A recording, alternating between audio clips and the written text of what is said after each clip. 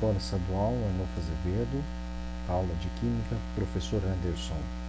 Semana de 15 a 19 de junho. Orientações.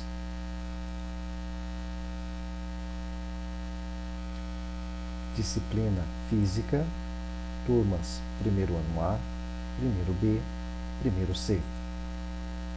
Justificativa. Tendo em vista a necessidade de evitar aglomerações, prevenir a disseminação do Covid-19 e reduzir a sobrecarga dos sistemas de saúde, seguindo a orientação da Secretaria de Educação, manteremos o distanciamento social, visando assegurar a aprendizagem e evitar que nossos alunos acumulem defasagens. A Escola Estadual Arnolfo Azevedo disponibilizará atividades complementares aos materiais ofertados, caderno do aluno no segundo bimestre, e ministrados em aula por meio do aplicativo pedagógico específico disponível na plataforma Centro de Mídia São Paulo e ou videoaulas disponibilizadas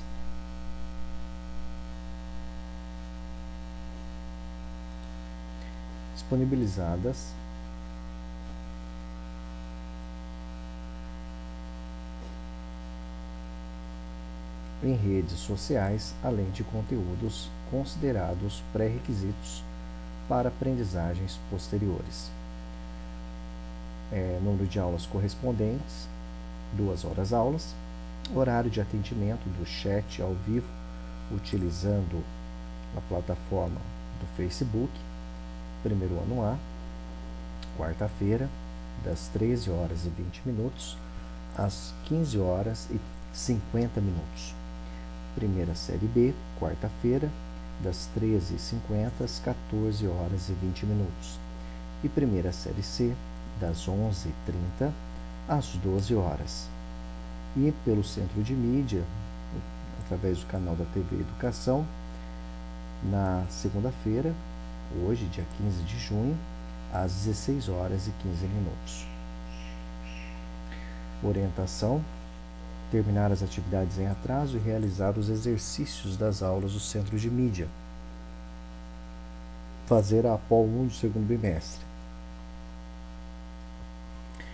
Primeira série do ensino médio, Química, reconhecer o estado físico dos materiais a partir de suas temperaturas de fusão e ebulição, realizar cálculos de estimativas, interpretar dados de solubilidade, densidade, temperatura de fusão e de ebulição para identificar e diferenciar substâncias em misturas.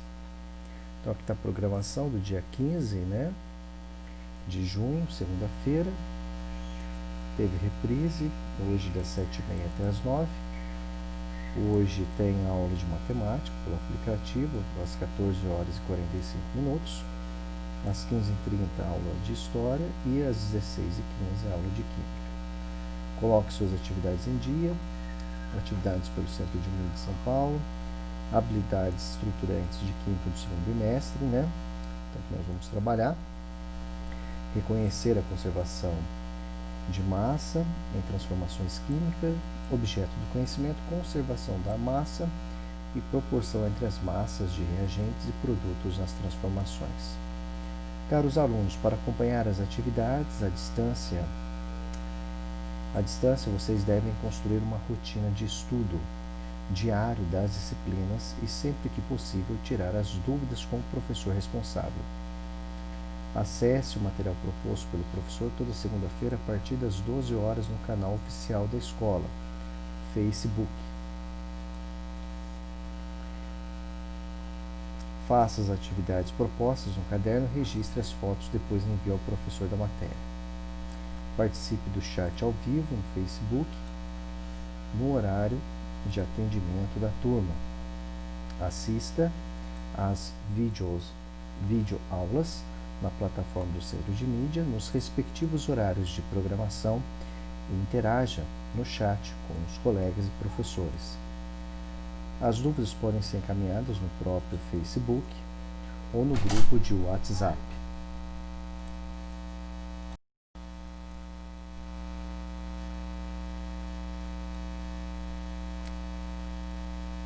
WhatsApp, as dúvidas podem ser encaminhadas no próprio Facebook ou nos grupos de WhatsApp que vocês possuem com os professores. Essa atividade também estará disponível no Google Classroom, na respectiva sala, que pode ser acessado pelo centro de mídia. A direção e a coordenação estão à disposição para qualquer problema. Entre em contato se necessário. Boa semana e boas aulas. Atividades do caderno, volume 2, ler e responder as páginas de 36 a 39. Então, aqui apenas uma cópia. Vamos lá para o caderno do aluno, né? Olha lá, caderno do aluno. O que vocês vão ter que fazer, pessoal? Olha lá. Química, caderno do aluno, página 36.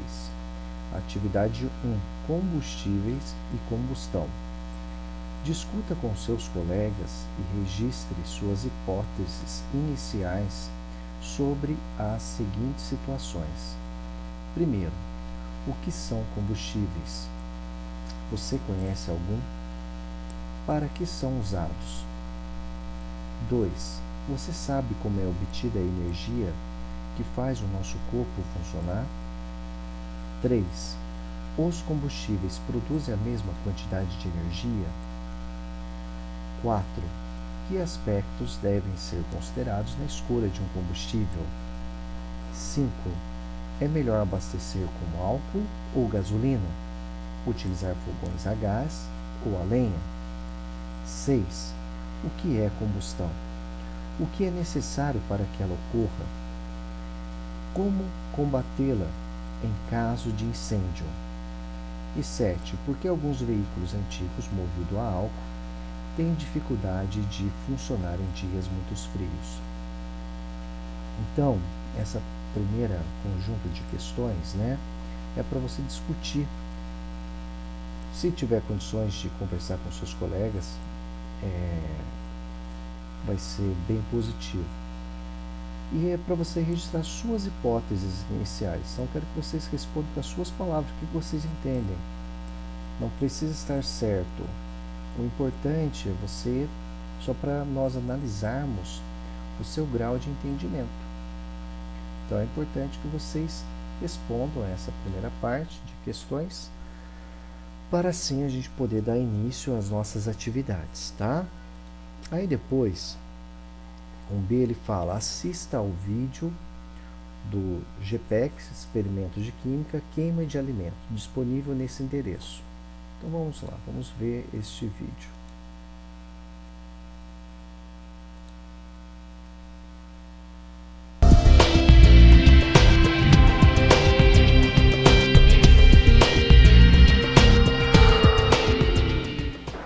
Olá, eu sou do GPEC. Hoje a gente vai falar sobre energia nos alimentos.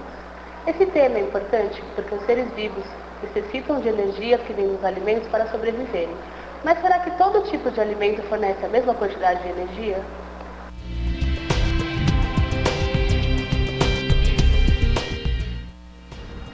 Nesse experimento, vamos utilizar um calorímetro feito com uma caixa de leite com fio embaixo e outro em cima.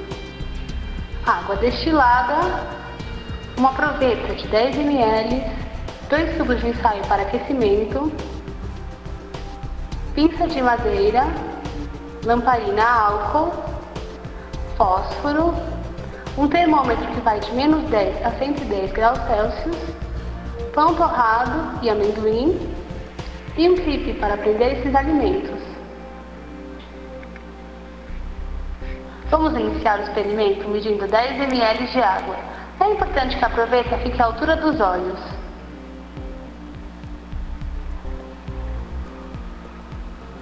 Transferir a água para o tubo de ensaio.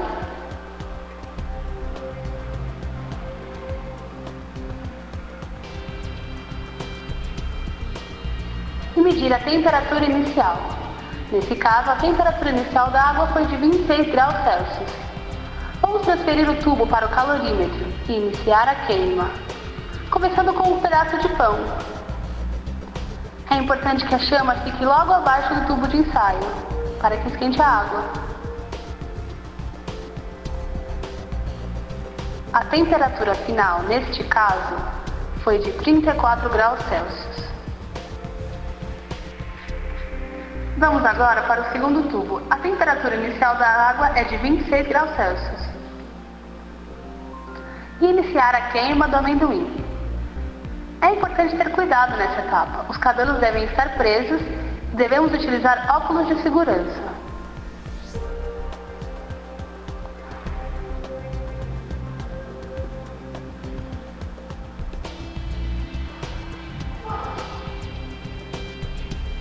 Devemos nos lembrar que o alimento deve ser queimado até que ele não acenda mais.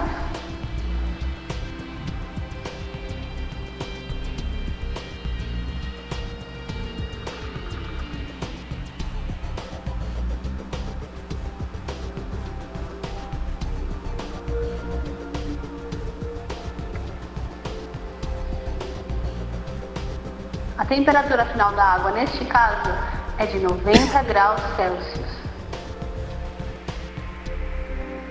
Vamos comparar a variação de temperatura. Nesse experimento, utilizamos massas iguais de pão e amendoim.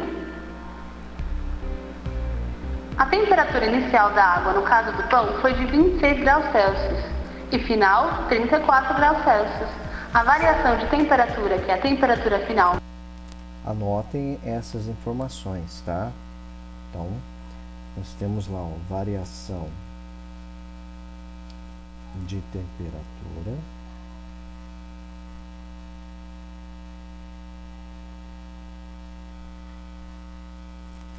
variação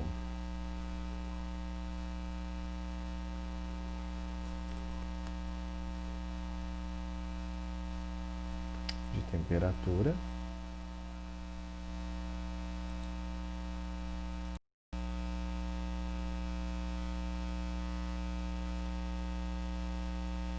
continuando, menos a temperatura inicial foi de 8 graus Celsius. No caso do amendoim, a água apresentou a temperatura inicial de 26 graus Celsius e final de 90, com a variação. olha o amendoim,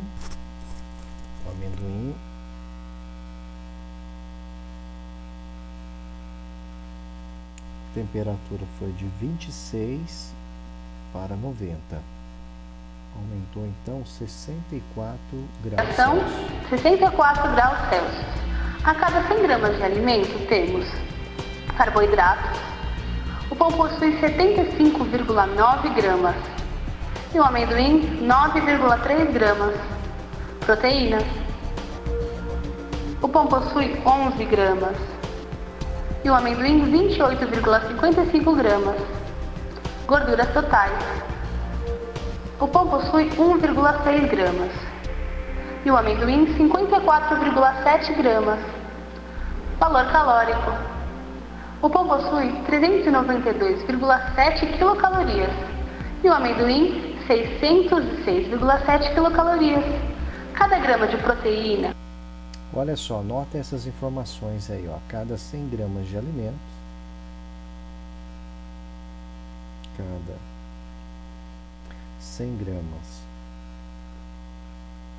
do alimento, temos,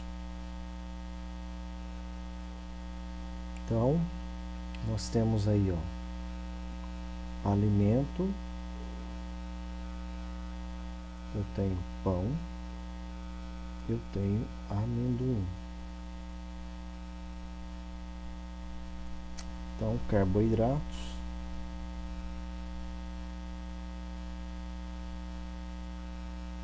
carboidratos,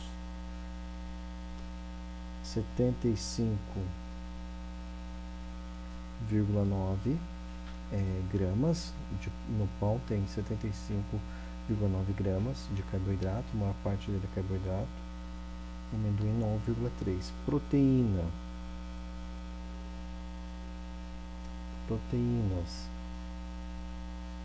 o pão tem 11 gramas de proteína, enquanto o amendoim 28,55. Gorduras totais, o pão tem 1,6 e o amendoim, olha só quanto de gordura, hein, pessoal, 54,7. E o valor calórico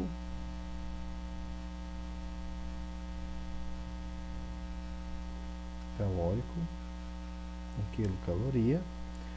O pão tem 392,7 quilocalorias, enquanto que o amendoim 606,7 quilocalorias. Então, 1 grama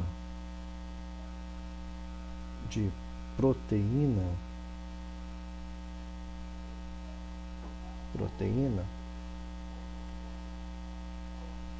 barra carboidrato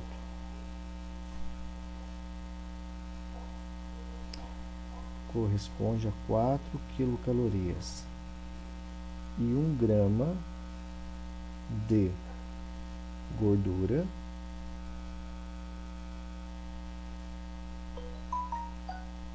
equivale a 9 quilocalorias. Ou carboidrato, ao ser digerido ou queimado, gera 4 quilocalorias e cada grama de gordura, 9 quilocalorias.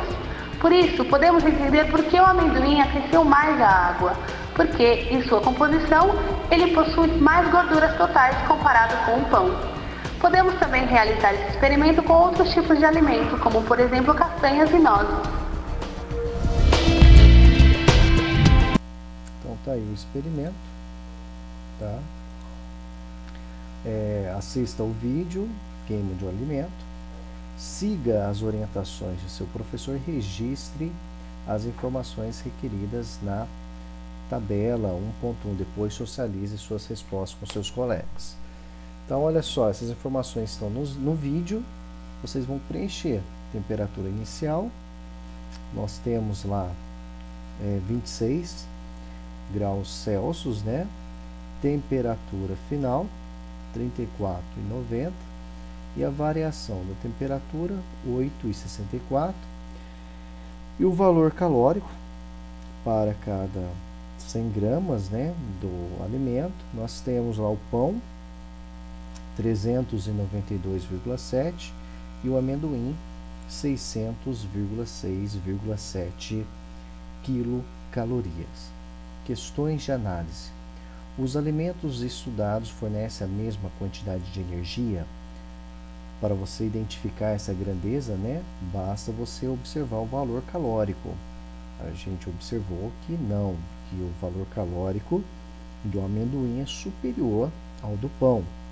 Em que alimento ocorreu maior variação na temperatura? A gente pôde observar que o amendoim, a temperatura variou 64 graus Celsius. Conforme a tabela nutricional apresentada no vídeo, é possível relacionar a variação da temperatura com a quantidade de proteínas, carboidratos, gorduras totais e calorias. Justifique.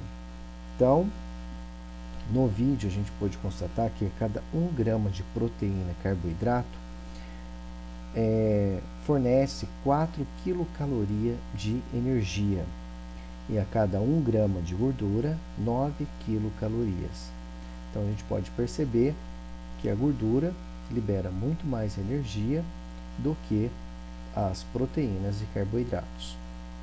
A atividade 1C. João teve problemas de falha em seu veículo automotor. Ao procurar o mecânico, foi detectado um defeito em algumas peças, sendo alertado quanto à qualidade do combustível. Considerando que o problema do veículo pode ter sido gerado pelo abastecimento de combustível adulterado, João resolveu retornar ao posto em que abastecia regularmente para fazer averiguações.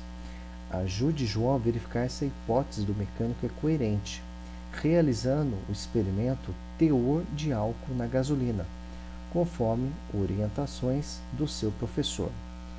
Após o teste realizado, foi verificado que, e aqui, pessoal, a gente vai colocar aqui uma certa quantidade de combustível, né? Mas vamos ver um vídeo que ensina como determinar o teor de álcool na gasolina, tá? Para a gente entender este conceito. Vamos lá.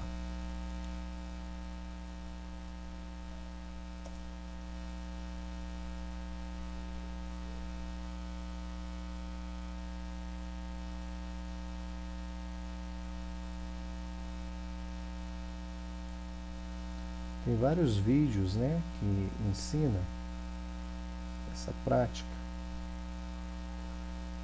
Vamos pegar esse aqui, ó. Hoje eu vou te mostrar um método muito fácil para você descobrir se a sua gasolina foi adulterada com álcool a mais. Se você não sabe, a gasolina brasileira tem uma porcentagem fixa de álcool, de etanol. E hoje essa porcentagem é de 25%. Isso significa que essa gasolina aqui, que eu comprei no posto ali da esquina, tem que ter 1/4 de etanol. Mas muita gente espertinha coloca etanol a mais, porque o etanol é mais barato do que a gasolina. E aí quando você vai no posto de gasolina, acaba levando gato por lebre e aí você perde rendimento no combustível que você comprou. Mas é possível a gente descobrir a porcentagem exata de álcool aqui nessa gasolina. E para isso eu vou usar só uma proveta e um pouquinho de água. É bom lembrar que essa experiência tem que ser feita junto de um adulto e para mexer com gasolina nunca pode ter nenhuma fonte de fogo por perto. A primeira coisa que eu vou fazer é colocar exatamente 50 ml de gasolina na proveta e colocar mais 50 ml de água até bater aqui nos 100 ml. Agora eu preciso mexer muito bem essa mistura.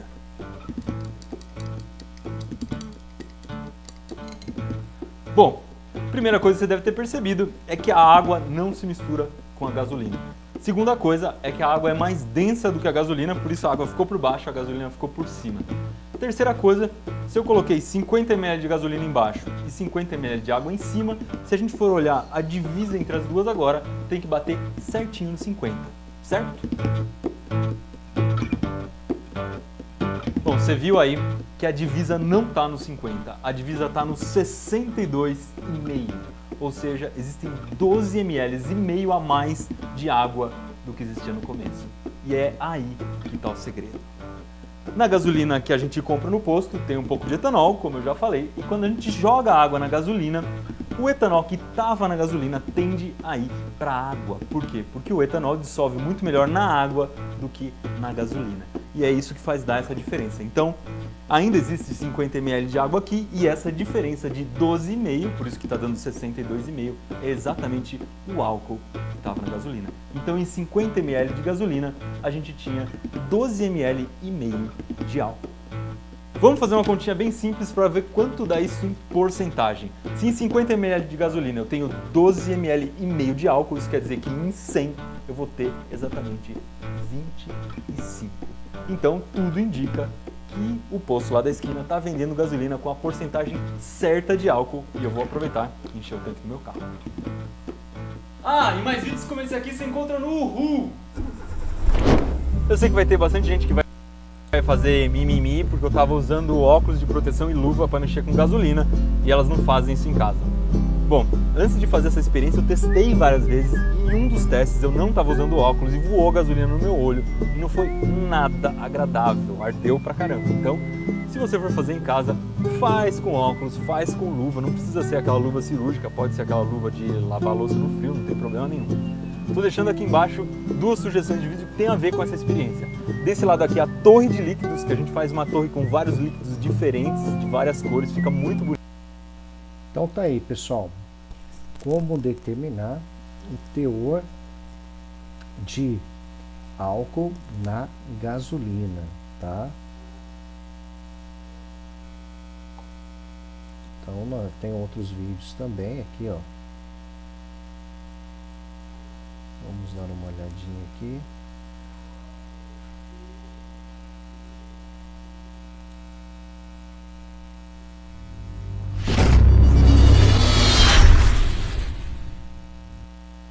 Aí galera do Química em Massa, vamos aqui para mais uma experiência legal do Química em Massa. Hoje a gente vai fazer aqui o teor de etanol na gasolina, fazendo para isso o teste da proveta, né? Curte esse vídeo aí, deixa o seu like lá no final, assiste até o final do nosso vídeo. E o que a gente vai fazer aqui? O etanol, ele pode se dissolver tanto na água quanto na gasolina, mas a sua afinidade química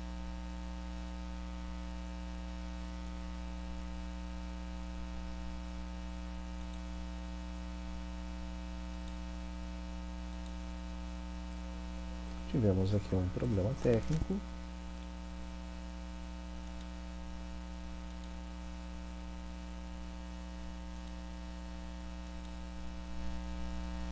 lá no final, assiste até o final do nosso vídeo.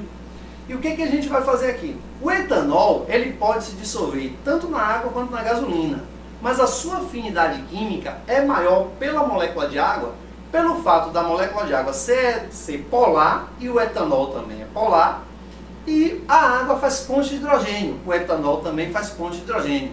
Com a gasolina, o etanol consegue se dissolver, porque o etanol também tem uma parte apolar, assim como a gasolina é apolar. E na química, polar dissolve polar e apolar dissolve polar. No entanto, a afinidade química pelo etanol é maior com a água devido aos dois fazerem pontes de hidrogênio, as mesmas interações intermoleculares. No caso da gasolina, que nossa gasolina, a legislação brasileira manda que a gasolina deve ter 25% de etanol na composição.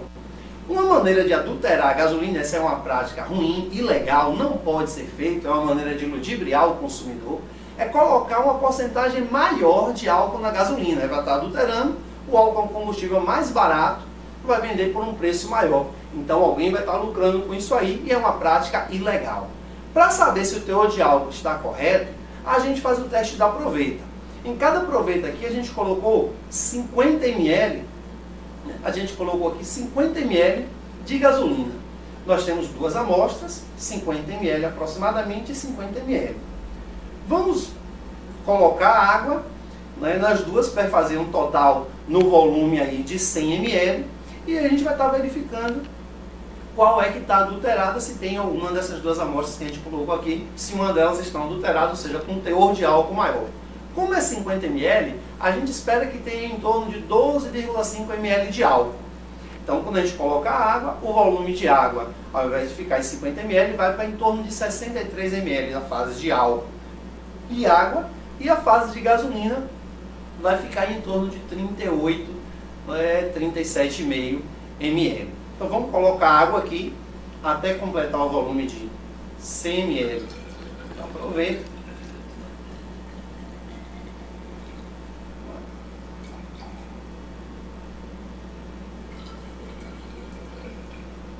Temos aqui as duas amostras. Você vai percebendo que a fase que fica embaixo, essa fase mais branca, mais esbranquiçada na parte de baixo, aqui a gente tem, olha só que impressionante, o teor de álcool nessa amostra é bem maior do que o esperado, ou seja, é uma amostra de uma gasolina adulterada. Você vê que a gente colocou água e a fase de baixo aqui é a fase onde a gente tem água e etanol. O etanol ele se solubiliza na água e essa parte de cima, só essa parte de cima aqui que é a gasolina, ficou um volume bem menor. Aqui a gente tem em torno de 30 ml apenas de gasolina.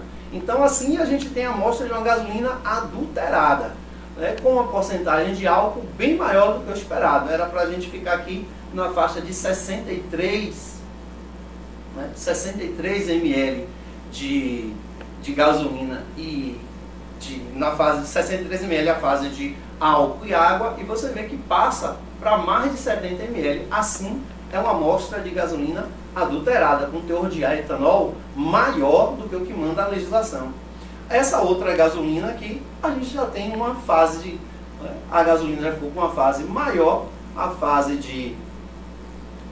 aqui de etanol e água está em torno aqui de 63 ml, 63 ml, mostrando ser uma gasolina mais ou menos dentro do padrão, porque existe uma margem de erro aí de 1% nesses 25% que manda a legislação. Então, dá para a gente fazer o teste da proveta e verificar se a gasolina está adulterada com relação ao percentual de etanol. Uma prática ilegal, não deve ser feita, e o consumidor deve estar atento para a qualidade da gasolina que ele compra, para não ter problemas, né, com o seu veículo, ou tá aí pagando um preço maior e levando um combustível que não é aquilo que ele está comprando. Então fica aí meio que uma utilidade pública aqui também do Química em Massa.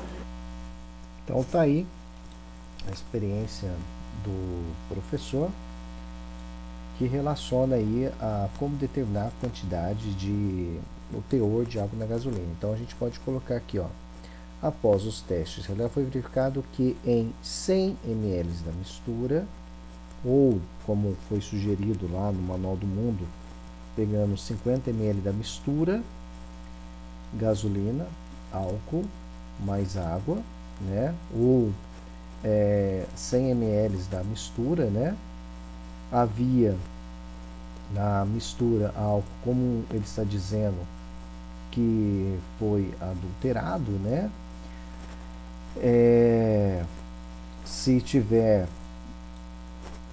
62,5 ml de álcool mais água e 38 ml de gasolina, está dentro do que seria o recomendável. Qual será a porcentagem de álcool existente nessa amostra? Então, se está adulterado, então está acima dos 25%. Aí,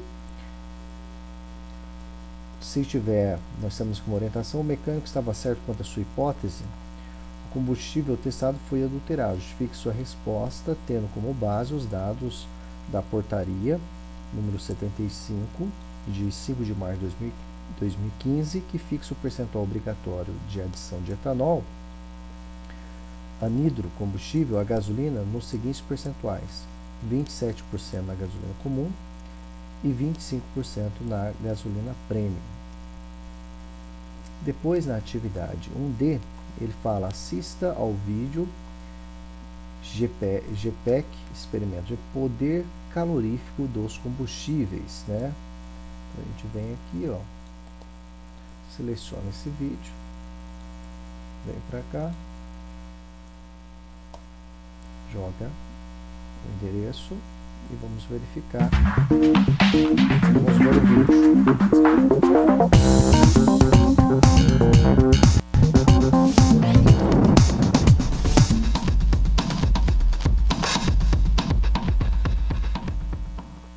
A gente sabe que quando queimamos um combustível, produzimos energia na forma de luz e calor. Mas você sabia que diferentes materiais produzem quantidades diferentes de energia? Por exemplo, se você abastecer um automóvel com gasolina ou etanol, o rendimento do motor vai ser diferente. Para cozinhar também, não vai ser igual se usar carvão, lenha ou gás de cozinha. E ainda vai ter diferença se usar uma vela ou um isqueiro. Essa quantidade de energia térmica produzida na queima de 1 kg ou 1 litro de combustível é chamada de poder calorífico, e é o que vamos determinar nesse experimento. Para esse experimento, vamos utilizar 2 latas de alumínio, suporte universal com garra e argola, um arame para apoiar a lata na argola, uma lamparina com álcool, no nosso caso o etanol, e outra com querosene, proveta, fósforos, termômetro com escala de -10 a 110 graus Celsius e balança digital. Adicionamos 100 ml de água na proveta, pode ser água potável da torneira, e transferimos essa água para a lata de alumínio. Ajustamos a altura do termômetro para que o bulbo fique mergulhado na água e não encoste no fundo da latinha. Depois de alguns segundos, anotamos a temperatura inicial da água. Agora medimos a massa inicial da lamparina com etanol. O nosso objetivo agora é aquecer a água que está dentro da lata, usando a chama da lamparina com etanol. A lamparina deve ficar bem embaixo da lata e ajustamos sua altura para que fique próxima da chama. Precisamos reajustar a altura do termômetro também, para que ele fique mergulhado na água, mas sem encostar no fundo, senão a leitura da temperatura pode ultrapassar o valor máximo da escala. Agora é só acender a lamparina e esperar até que a temperatura da água chegue a 90 graus Celsius. Assim que alcançamos a temperatura, temos que apagar a lamparina e pesá-la novamente. A massa final da lamparina com etanol atingiu 102,81 gramas. Agora que medimos a massa final da lamparina com o etanol, vamos repetir o mesmo experimento, mas dessa vez queimando querosene. Com os mesmos 100 ml de água em outra lata de alumínio, medimos a temperatura inicial da água. E também medimos a massa inicial da lamparina com querosene. sempre com cuidado para ajustar a altura da lata e do termômetro. A lamparina com querosene produz uma chama mais intensa e produz fuligem. Com a água a 90 graus Celsius, apagamos a lamparina e pesamos 106,17 gramas. Para podermos comparar o poder calorífico dos combustíveis, precisamos calcular o ΔT, que é a temperatura final menos a temperatura inicial. A variação da temperatura da água foi muito próxima nas duas amostras. Para calcular a massa de combustível consumido, é só subtrair a massa final da massa inicial. Viu só? Com esses resultados, observamos que precisamos queimar uma massa maior de etanol do que de querosene para aquecer a mesma quantidade de água. Consultando uma tabela de poder calorífico, vemos que na queima de 1 kg de querosene são produzidas 10.800 quilocalorias de energia. Com etanol, são produzidas 7.090 quilocalorias de energia. Ou seja, o poder calorífico do querosene é maior do que o poder calorífico do etanol. Já poderíamos parar o experimento por aqui, mas nós também podemos calcular a quantidade de energia absorvida pela água na queima de cada combustível. Atenção aqui! Como a energia produzida na queima dos combustíveis é dissipada de diferentes maneiras, aquecendo o ar, a lata, a própria lamparina e a água, nós podemos calcular apenas a quantidade de energia absorvida pela água e não o valor exato do poder calorífico de cada combustível. A quantidade de energia absorvida pela água é igual à massa de água aquecida vezes o calor específico da água vezes a variação de temperatura. No nosso caso, a massa é de 100 gramas, considerando a densidade da água 1 grama por centímetro cúbico e o calor específico da água 1 caloria por grama grau Celsius. No caso do álcool, a equação fica assim. Este resultado é a quantidade de energia térmica produzida na queima do álcool que foi absorvida pela água. No caso do querosene, a água absorveu 6.900 calorias. Se quisermos comparar a capacidade de produção de energia desses dois combustíveis, precisamos considerar massas iguais de álcool e querosene. Baseado no nosso experimento, é só fazer um raciocínio proporcional. Se a queima de 2,4 gramas de etanol produz 6.800 calorias, qual será a energia produzida na queima de 1 grama de etanol? E a mesma ideia para o querosene. Muito bem, com esses resultados, podemos ver que na queima de 1 grama de etanol foram transferidas 2.830 calorias para a água e que na queima de 1 grama de querosene foram transferidas 4.310 calorias. É muito mais fácil aprender quando você faz um experimento, né? Espero que a gente tenha contribuído para o seu conhecimento de química e mostrado como ela está presente no nosso dia a dia.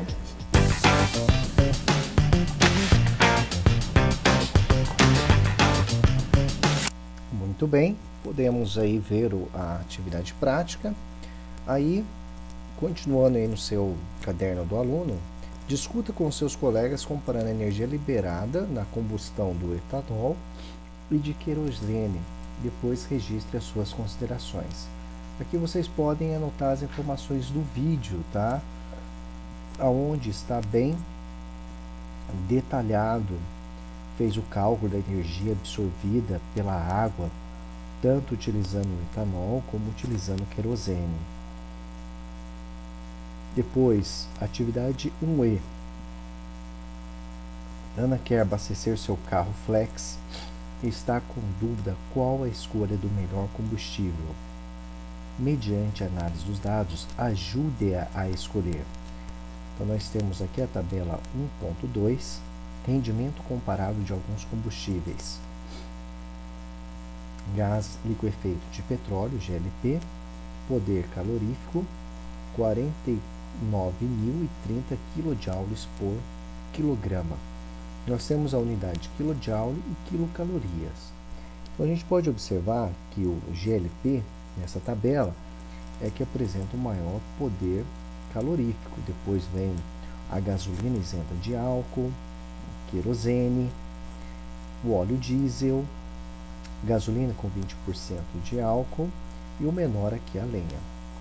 Depois desse lado nós temos o etanol, 29.636, kJ por quilograma. Nós temos o hidrogênio, olha quanta energia o hidrogênio libera, 120.802 kJ por quilocaloria. Então, se nós formos analisar, combustível que tem menor rendimento é o hidrogênio, seguido do metano, tá? Aí depois tem propano, butano, e depois nós temos lá o GLP. Aí a atividade fala: de acordo com a tabela 1.2, compare o poder calorífico do álcool combustível e da gasolina com 20% de álcool, transformando a quilocaloria por quilograma em quilocaloria por litros, dado densidade do combustível igual a 0,79 quilocaloria por litro, sendo que a densidade da gasolina, com 20% de álcool, equivale a 0,74 quilocaloria por litro. Então, é para fazer uma comparação, pessoal, relacionando o poder calórico. Semelhante, ela fez lá para cada 1 grama, né? No vídeo ela faz essa demonstração.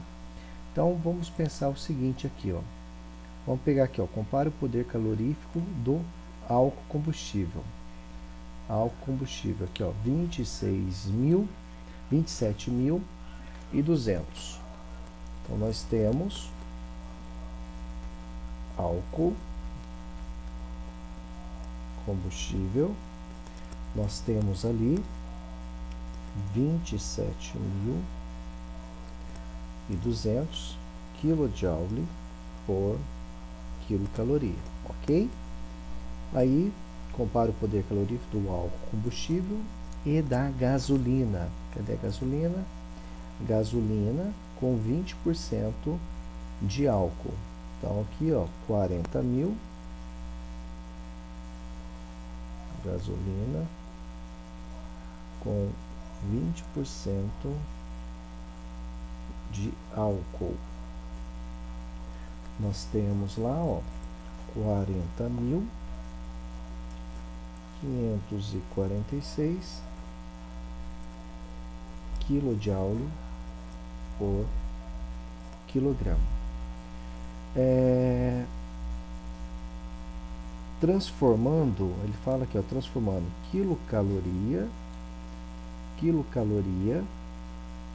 por quilograma em quilocaloria por litros. Então, tem que transformar a massa aí de 1 quilograma para litro, tá?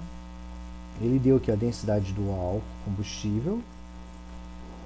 Vamos chamar aqui álcool combustível de 1 e gasolina de 2. Então, a densidade do álcool combustível é de 0,79 quilocaloria por litro. Nós sabemos, né, em álgebra, que densidade é massa sobre volume.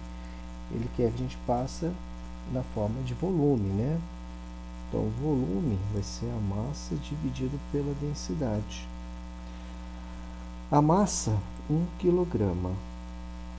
A densidade, 0,79 kg por litro. Então, o volume de álcool vem aqui, ó, pessoal. Vamos usar a calculadora. Eu vou pegar 1 kg, dividir por 0,79. Então, vai dar 1,26 litros. E o 2, pessoal, ele fala que a densidade da gasolina com 20 é de 0,74. Então, vou fazer a mesma coisa. 1 dividido por 0,74. Então, eu venho aqui, 1 dividido por 0,74 vai dar 1,35 litros. E para a gente calcular quilocaloria, tá? Em quilocaloria litro, eu venho aqui, ó, gasolina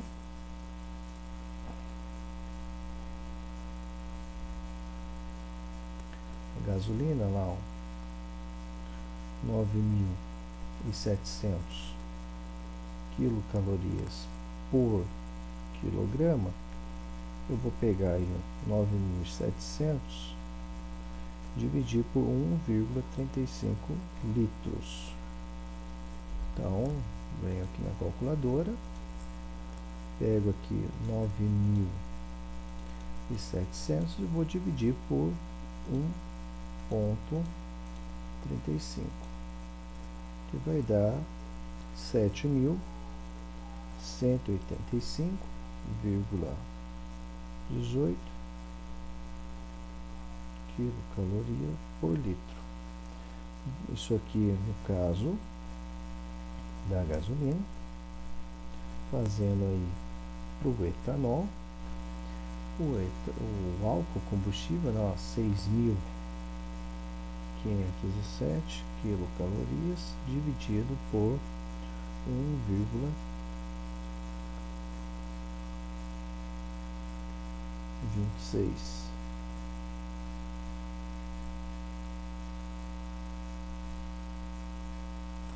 que vai resultar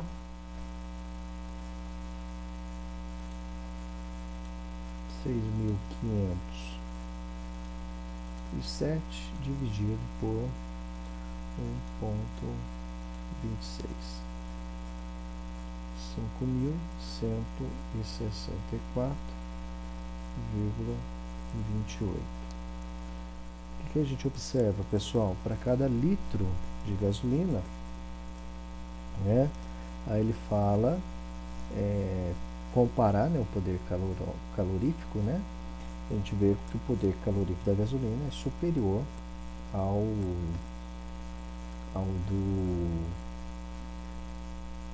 do álcool, né? Então, se a gente for analisar aqui, pegar isso daqui, se eu pegar os 7.000, os 5.164,28 dividir por 7.185,18, olha lá, 0,700, ou seja, se multiplicar por 100, olha lá, o álcool ele rende o equivalente a 71,87% em relação à gasolina. Aí depois na letra B ele pede: pesquise nos postos de combustível o custo por litro da gasolina e do etanol. Relacione o custo de cada combustível com o seu poder calorífico. C. Pesquise as vantagens e desvantagens sobre a produção e uso dos combustíveis álcool e gasolina. Registre as respostas no seu caderno. E D. Conforme seus estudos, argumente com Ana sobre a escolha do melhor combustível. Depois nós temos aqui um F, pessoal. Assista ao vídeo do Currículo Mais, Secretaria de Educação do Estado de São Paulo, combustão completa e incompleta. Vamos dar uma olhadinha nesse vídeo? Vamos lá. A gente seleciona, joga aqui e aguardamos carregar o vídeo.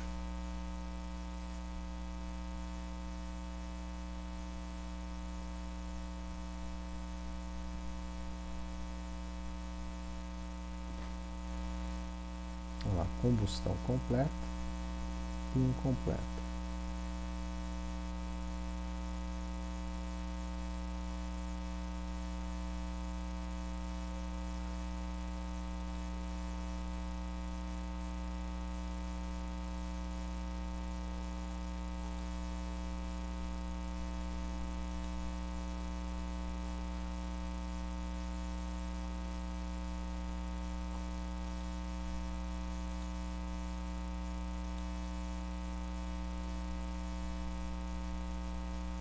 Nós está dando um erro na página, né?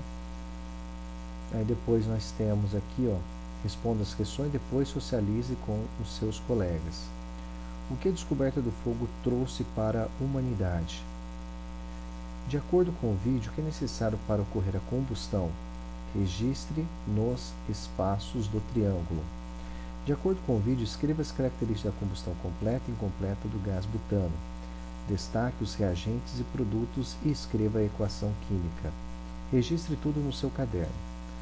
Vamos ver se nós achamos um outro vídeo que fala sobre combustão completa e incompleta. Não está dando certo, né?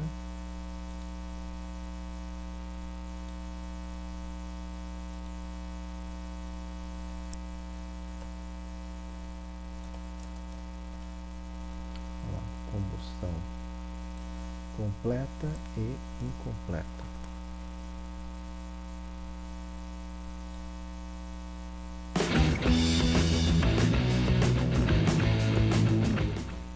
Demonstrar a reação que é do tipo quê? Completa, tá? Se ela é completa, qual é a característica de uma reação completa, de combustão completa, gente? CO2. Hã? Vai tudo virar CO2. Tudo do combustível. Quem é o combustível? Que eu mostrei agora aqui. Álcool é o etanol. É o da letra A, certo? Então, vamos lá. Ó.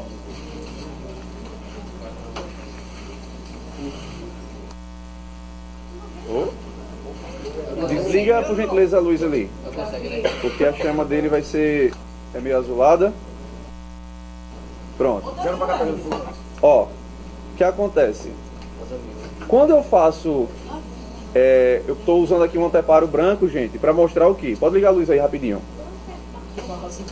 Eu usei um anteparo branco para mostrar que quando a chama, ou seja, o produto, a parte que tem calor, água e gás carbônico, ela bate aqui, eu tenho água e eu tenho gás. Ele bate, ele não deixa a panela escura. Agora, vejam o que vai acontecer quando eu usar, por exemplo, vou pegar aqui uma vela, certo? Já sei que eles não vai pro canal. Vai, porque tem um programa chamado Premiere que me ajuda a editar. Opa! Vira assim, pessoal. Eu nunca acendei uma vela na vida, por isso. Olha só, gente. O que é que vai acontecer? As duas tinham chama, né? Agora... Vou apagar tudo, não apago não, né? Não, precisa não. Quando eu uso a chama da vela, vocês acham que vai acontecer o que embaixo da panela? Tá preto, já tô vendo. Fala o desenho. Ó. Deixa eu ver. Por que ela fica preta, gente? Quem é o combustível aqui? A parafina. Ela está queimando. A parafina é representada por essa molécula aqui, ó, a forma estrutural dela, certo? Então tem carbono e tem hidrogênio. É um hidrocarboneto sólido, tá bom? Então, com o comburente ele vai formar o quê? Vocês acham que vai ter CO2? Vai ter também CO2, só que além de CO2 eu tenho CO. E aqui eu comprovei para vocês que eu tenho de certeza quem? O CS. O carbono sólido. Então, a fuligem, ela nada mais é que carbono sólido, que é produto da reação de combustão que incompleta. Beleza? Tranquilo? Massa. Então a gente pôde verificar aí, né, combustão completa e combustão incompleta. Vamos ver mais um vídeo para fixarmos este assunto. Neste experimento, nós queremos demonstrar que a combustão de um hidrocarboneto, quando ela é completa, a gente sempre ouve falar que libera CO2 e água. Porém, existe também a combustão chamada incompleta, que pode liberar C, carbono, ou CO e água. Para realizar este experimento, nós vamos precisar de 3 tubos de ensaio, uma solução de água de cal, uma rolha e 2 isqueiros. Para que 2 isqueiros nesta experiência? Nós temos aqui um deles que produz uma chama bem amarela, uma chama característica de uma combustão incompleta. Temos o outro isqueiro, na verdade ele é conhecido como maçarico, e produz uma chama azulada, característica de uma combustão completa. Eu tenho aqui um pedaço de porcelana e eu quero demonstrar exatamente esta combustão. Eu vou usar primeiro o maçarico o isqueiro maçarico, olha o que acontece quando eu coloco fogo na porcelana. Não aparece nada. A porcelana continua branca, característico realmente de uma reação que liberou apenas CO2. Porém, quando eu uso o outro isqueiro, que dá uma chama amarela, percebam.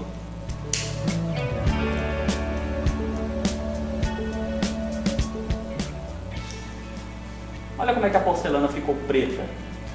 Essa fuligem é característica, então, de uma combustão incompleta. Nós podemos perceber aí a presença de carbono.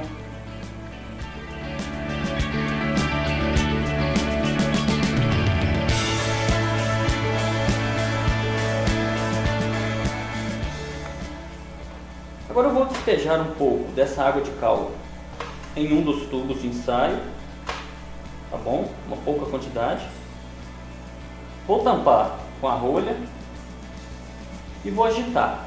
Este aqui vai ser a nossa referência, o nosso padrão. Vou agitar.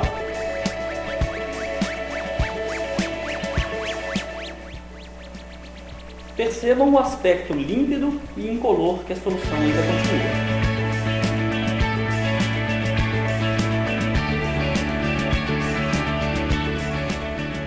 Com o segundo tubo de ensaio, eu vou virá-lo de boca para baixo e acender o nosso isqueiro maçarico.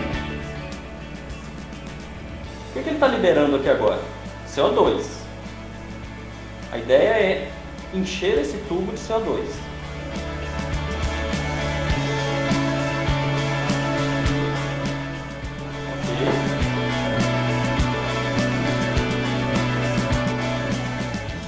Vou colocar um pouco da água de cal aqui, tampá-lo e fazer a agitação.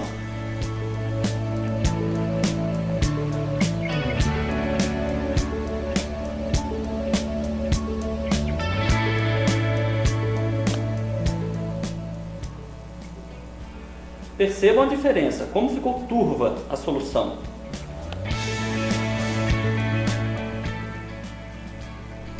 Por que a gente observa essa diferença então de cor? Ou seja, por que esse segundo tubo ficou com a solução turva? Na verdade, o isqueiro maçarico, como nós já dissemos, ele libera CO2.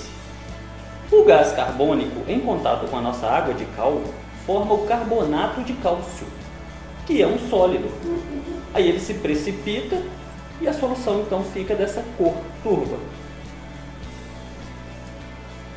Com este terceiro tubo, nós vamos fazer o mesmo procedimento do segundo. Porém, eu vou usar agora o isqueiro que possui uma chama amarela, característica da combustão incompleta, que libera CO ou C, como nós vimos anteriormente na porcelana. Só que o CO ou o C, carbono, não reagem com a água de cal, formando o carbonato de cálcio, que é o que nós observamos aqui no tubo 2. Então, nós devemos esperar que não ocorra esta solução turva, e sim que ela continue límpida e transparente. Vamos observar.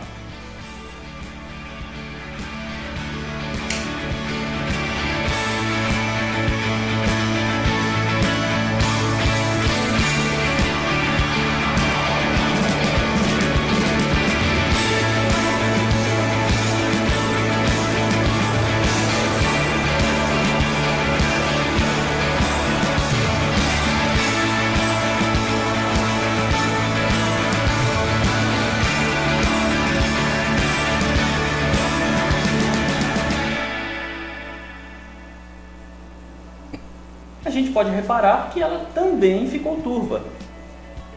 A conclusão disso que podemos tirar é que em uma combustão incompleta, além do carbono ou do CO, também há a presença do CO2. Ou seja, é difícil que nós consigamos fazer uma combustão totalmente incompleta. Dentro da incompleta sempre há um pouco de CO2 também. Prova é que a gente pode ver que ambas as soluções ficaram turvas, diferente do nosso padrão primeiro aqui.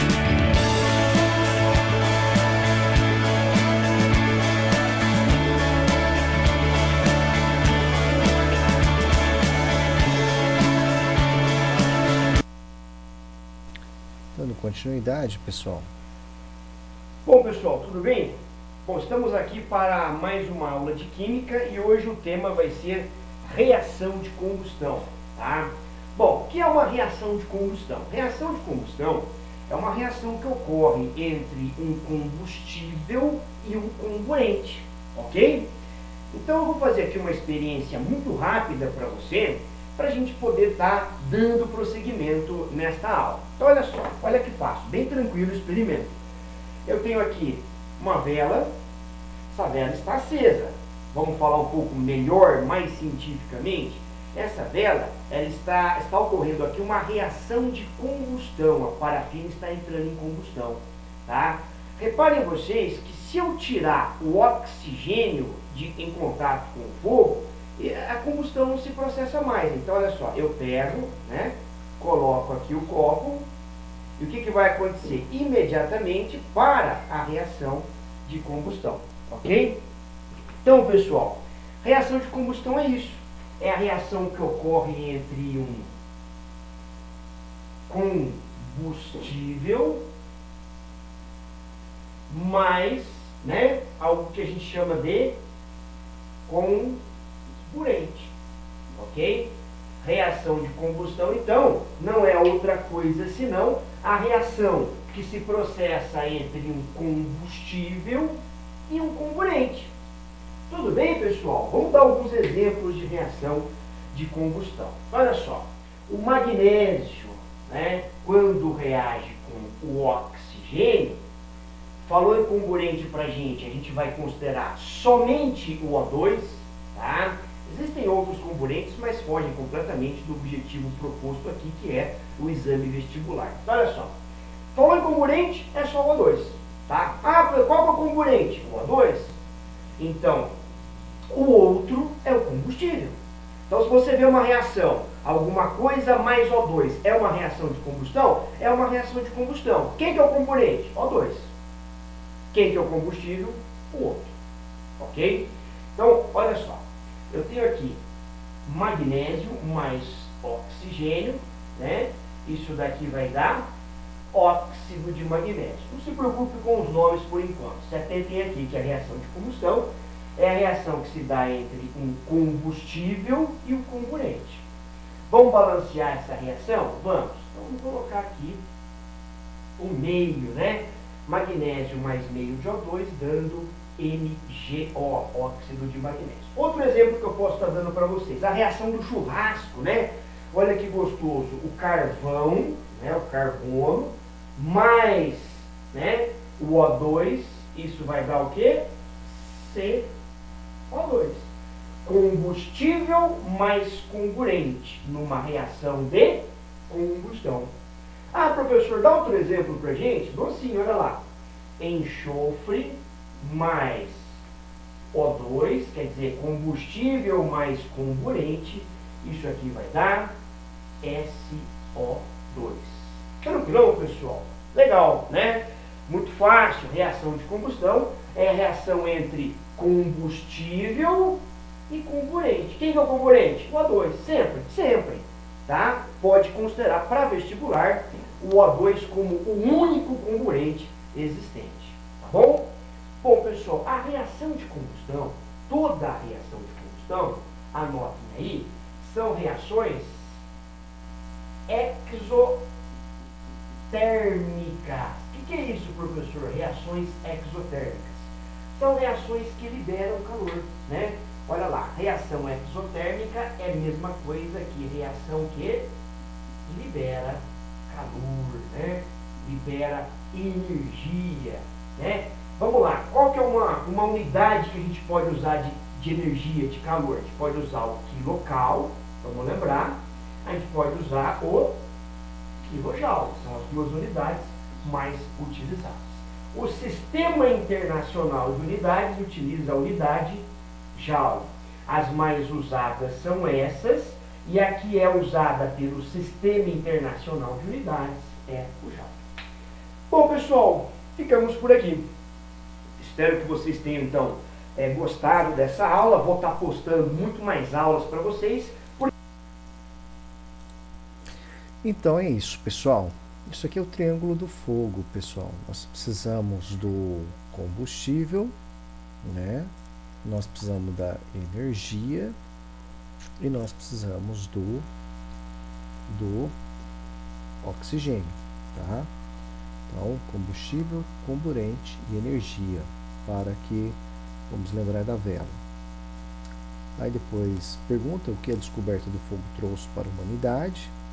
De acordo com o vídeo, o que é necessário para ocorrer a combustão? Registre nos espaços. Vamos ver lá, só para vocês lembrarem, ó. Triângulo do...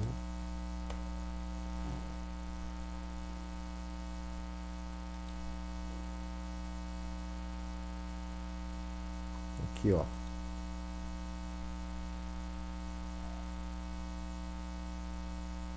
No vídeo de hoje vamos falar sobre incêndio, mais certamente sobre categorias do fogo, ok?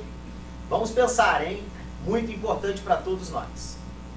Peço a vocês, se inscrevam no canal do Senai, curtam o vídeo e estamos juntos. Vamos lá! Triângulo do fogo, subentende-se 3 quesitos básicos para você conseguir ter chama. Combustível, que vai gerar o fogo, que pode ser acrescentado ou retirado. Comburente, o nosso ar ambiente. Fonte de calor, a fonte de ignição, que vai permitir a chama. Lembrando, na retirada de cada um desses elementos, não tem fogo. Tranquilo? Vamos às categorias, às classes. Nós temos a classe A, sólidos. Lembrando que esse fogo, ele queima em superfície e em profundidade. Pensando no agente extintor eficiente, a água. Lembrando que há necessidade do rescaldo, mexer para que essa água consiga descer e refrigerar toda aquela massa. Classe B, líquidos inflamáveis, extremamente perigoso. Agente extintor, espuma pressurizada. Lembrando, nunca jogando na base desse fogo para não espalhar este líquido que está inflamado, e sim, superficialmente, como abafamento. Classe C, eletricidade, equipamentos energizados. CO2, sem danificar o equipamento. E o PQS, pó químico seco, que vai oxidar, destruindo aquele equipamento. Importante, não se faz um combate em eletricidade sem efetuar o bloqueio elétrico, o corte da mesma. Classe D, metais pirofóricos, como o magnésio. O metal também, em situações e especificações, pega fogo. Vamos pensar até no bombril, né? A palha de aço pega fogo. Agente extintor, PQS, pó químico seco, também por abafamento. Lembrando, uma classe muito importante agora, fora da empresa, pensando em residências. A classe K, incêndio em cozinha, kitchen. Lembrando, quando você pensa em qualquer sinistro na cozinha, o nosso ponto principal nunca vai ser água, e sim abafamento. Pensar em um pano de prato molhado e bem torcido, cobrindo ou a tampa da panela, e por aí vai. Meus queridos, alguém já sofreu alguma condição semelhante aí de sinistro? Deixe aí nos comentários e estamos juntos. Beijo do Luiz Mal. Então tá aí, pessoal, para nós preenchermos esse triângulo, né? O triângulo do fogo, que é o combustível, o comburente e a fonte de calor. De acordo com o vídeo, escreva as características da combustão completa e incompleta do gás carbônico, tá? A gente pode também estar verificando, né?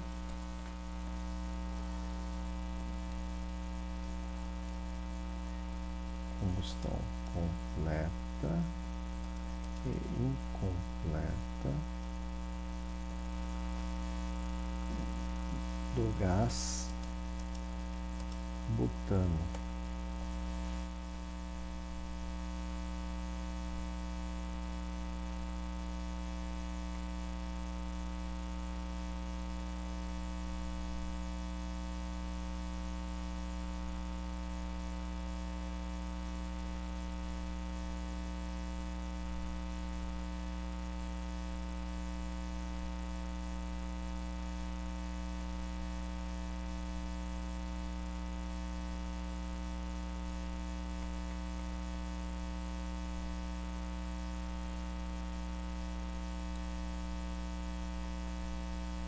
Alô, meus alunos e alunas do ensino à distância.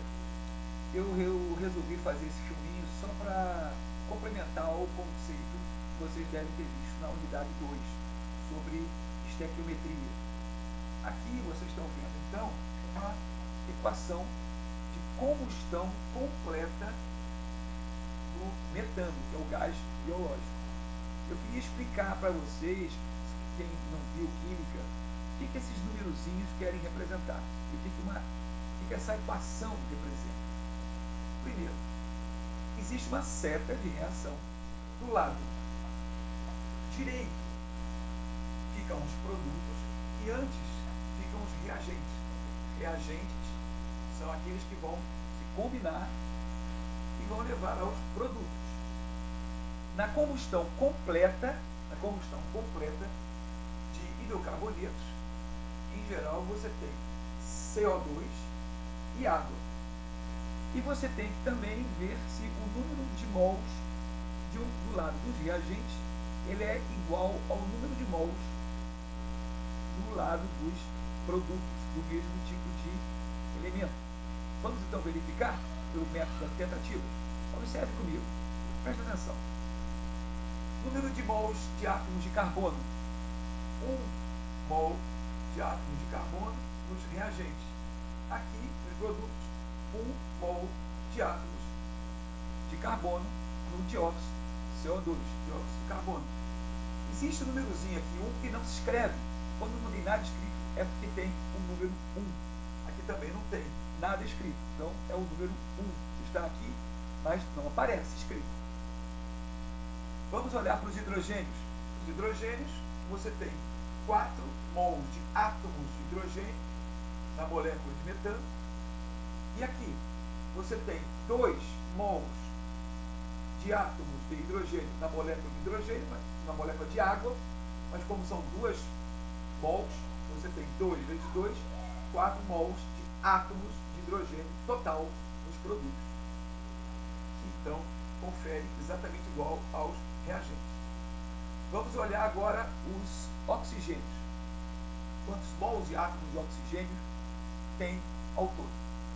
Do lado dos reagentes, você tem na molécula de oxigênio O2 ou de oxigênio, você tem 2 mols de átomos vezes 2, 4 mols de átomos de oxigênio.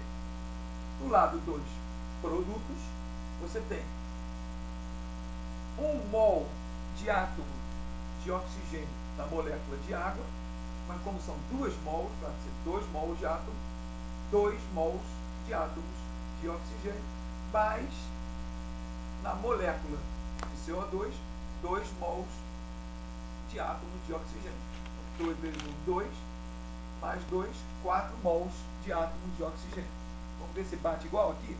Ó, dá para ver. Eu tenho 2 mols de átomos na molécula de O2, mas como eu tenho 2 moléculas, 2 vezes 2, 4. 4 mols de átomos também. Atenção. Essa equação química encontra-se balanceada.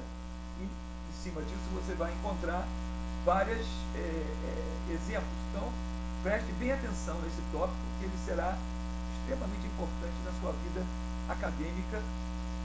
E espero que esse videozinho, que está inclusive na unidade 2, possa ajudá-los a compreender o que são os reagentes, o que são os produtos e o que representa cada númerozinho desses aí. Ok? Obrigado. Até a próxima apresentação. Tchau. Muito bem, pessoal. Então tá aí a representação da combustão completa do gás metano, né? Para a gente ter uma ideia, aí nós vamos pesquisar, ele pede ali do gás butano. Assista ao vídeo ponto de fulgor. Vamos lá ver esse vídeo aqui, ponto de fulgor.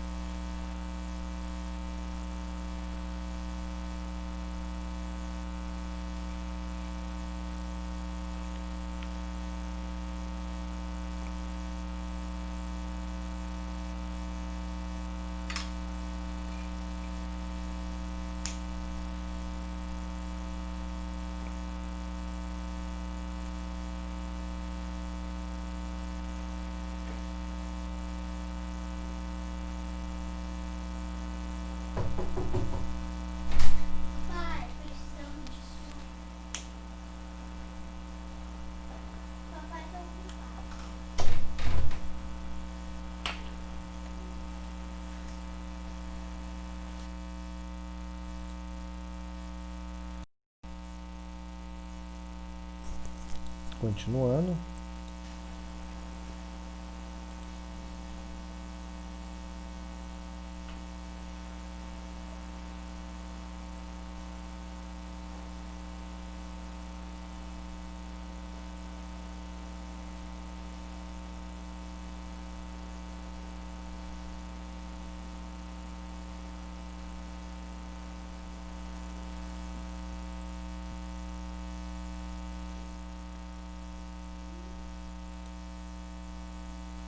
Olá, meu aluno da Escola da Prevenção, aqui é o Herbert Bento. Bom dia, boa tarde, boa noite, tudo bem com você?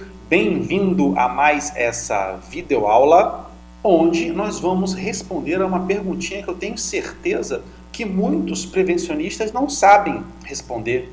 Você sabe o que é ponto de fulgor? Muito bem, nessa aula de hoje você vai aprender de uma vez por todas o que é isso. Qual é o objetivo dessa aula de hoje? Entender o que é ponto de fulgor, diferenciar inflamável de combustível segundo a NR20, conhecer o objetivo da NR20. Bom, esse primeiro objetivo a gente já vai matar logo, tá? Vamos ler juntos aqui o que diz o item 1 da norma NR20, só para você se situar dentro do nosso contexto da segurança do trabalho, de por que a gente está abordando esse tema de ponto de fulgor. Vamos ler juntos aqui. Esta norma estabelece requisitos mínimos para a gestão da segurança e saúde no trabalho contra os fatores de risco de acidentes provenientes das atividades de extração, produção, armazenamento, transferência, manuseio e manipulação de inflamáveis e líquidos combustíveis. Bom, e aí, pessoal, lá na NR20, ele vai dar um critério para distinguirmos entre líquido combustível de líquido inflamável. Vamos ler quais são esses critérios. Um líquido ele é considerado combustível segundo a NR20 se ele possuir um ponto de fulgor acima de 60 graus Celsius e menor que 93 graus Celsius. E ele é considerado um líquido inflamável se ele possuir um ponto de fulgor menor ou igual a 60 graus Celsius. Mas aí fica a pergunta, afinal de contas, o que é ponto de fulgor? E foi exatamente por isso que eu decidi montar essa aula de hoje. Tá legal? E é isso que a gente vai começar a entender a partir de agora. Mas primeiro a vinheta. DJ, solta a vinheta.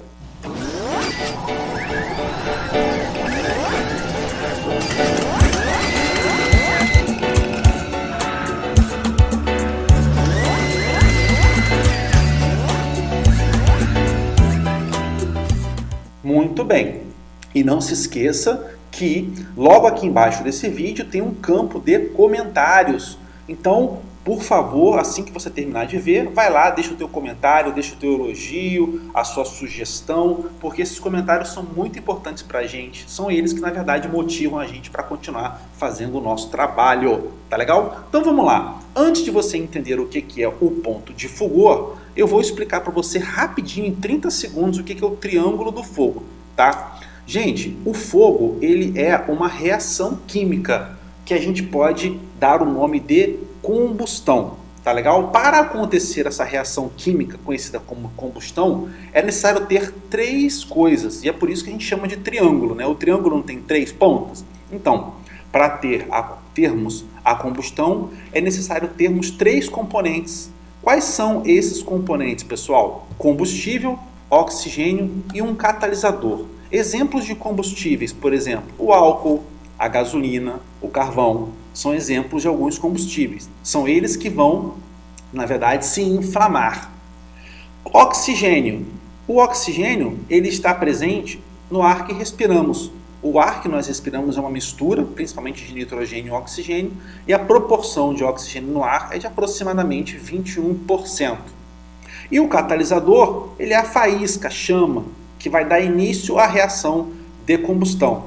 Então, toda vez que você está na sua cozinha preparando o seu almoço, o seu jantar, você está fazendo uma reação química, onde o gás de cozinha, em contato com o oxigênio, vai gerar calor, que é um dos subprodutos dessa reação. Então, a reação de combustão é uma reação que gera calor, e é esse calor que faz com que você possa preparar os seus alimentos. Além da geração de calor, a gente tem também como subprodutos monóxido de carbono, dióxido de carbono, por exemplo. Então é por isso que a gente fala que a queima dos combustíveis fósseis, né, derivados do petróleo, eles são também responsáveis pelo aquecimento, né, da atmosfera, uma vez que você tem a geração de monóxido de carbono e de dióxido de carbono. São os subprodutos dessa reação de combustão. Bom, mas o que você precisa para entender a questão do ponto de fulgor é entender que para termos o fogo é necessário ter combustível e oxigênio. E é disso que a gente vai falar daqui para frente. Bom, em relação ao ponto de fulgor, vamos pegar como um exemplo, para você visualizar e entender melhor a nossa aula, vamos pegar o álcool etílico, tá? O álcool etílico você conhece bem, foi por isso que eu escolhi essa substância para você visualizar e entender essa questão do ponto de fulgor. O álcool etílico ele existe no mercado, nas farmácias, em diferentes concentrações. Essa aqui embaixo que você está vendo é a molécula que representa a fórmula química do álcool etílico, tá legal? Muito bem. Agora imagina, né? Imagina que você vai pegar o álcool etílico e vai colocar num recipiente fechado, onde nessa parte azul que você está vendo aqui está representado o líquido e na parte branca está representado o vapor. Então a gente tem dentro desse volume fechado, dentro dessa área fechada, a gente tem uma fase líquida e uma fase vapor, tá? Essas moléculas do álcool etílico que estão aqui em cima, elas estão presentes tanto na fase líquida quanto na fase vapor. E essas moléculas elas podem migrar. Você tem a molécula andando aqui pela fase líquida, de repente ela pode ir para a fase vapor. E uma vez na fase vapor, ela pode de repente ter um contato aqui com a fase líquida e voltar para a fase líquida. Esse movimento a gente chama de equilíbrio entre a fase vapor e a fase líquida. O que acontece é que com o aumento da temperatura, mais moléculas vão sair dessa fase líquida e ir para a fase vapor. À medida que você aumenta a temperatura desse nosso recipiente, as moléculas começam a ficar mais agitadas, mais nervosinhas. E aí elas vão se movimentando mais. E o que acontece é que mais moléculas saem dessa fase líquida para a fase vapor, aumentando a concentração da nossa substância aqui na fase vapor. E a gente já viu lá no triângulo do fogo que um requisito para a combustão é exatamente termos uma mistura ideal entre as moléculas do combustível na fase vapor e o oxigênio. Fora desses limites, não há combustão. Se a gente tiver poucas moléculas do combustível aqui e muito oxigênio, não vai ter combustão. Por outro lado, se a gente tiver baixo teor de oxigênio, também não teremos combustão. Então existe uma faixa ótima. Então observa, à medida que eu vou aumentando a temperatura dessa nossa substância e vou gerando mais moléculas na fase vapor, aumenta-se a chance, né, a probabilidade da gente ter uma mistura ideal, que aí já será uma mistura considerada inflamável. Então, pessoal, o ponto de fulgor, o que é o ponto de fulgor? Ele é uma temperatura. É uma temperatura que vai fazer com que eu tenha essa mistura ideal na fase vapor. Então é a temperatura mínima. Anotem a definição de ponto de fulgor, pessoal. Ponto de fulgor é a temperatura mínima que vai gerar uma mistura ideal entre o vapor, combustível e oxigênio para gerar a combustão. Então, é a temperatura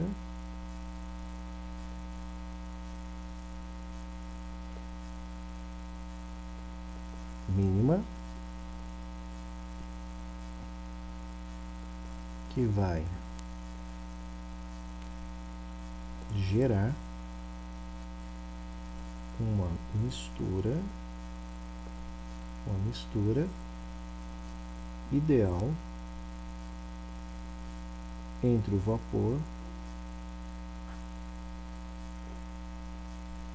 entre o vapor, combustível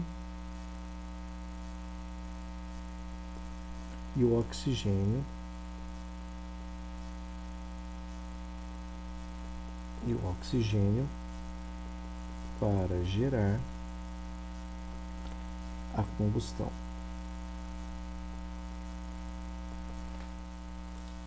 Que vai gerar uma mistura ideal entre o vapor combustível e o oxigênio para gerar a combustão. E quanto menor for essa temperatura, mais fácil será se ter uma mistura idealmente combustível. Logo, mais perigosa é a substância. Quanto menor for a temperatura do ponto de fulgor, mais perigosa é a substância. Tudo bem? Então, pessoal, com isso ficou fácil da gente entender o que é o ponto de fulgor. Ok, pessoal. Então, a gente consegue, a partir dessa informação, responder sobre o ponto de fulgor. Aí, na atividade 1H, ele fala: de acordo com os seus estudos sobre o ponto de fulgor, analise a tabela 1.3 e responda.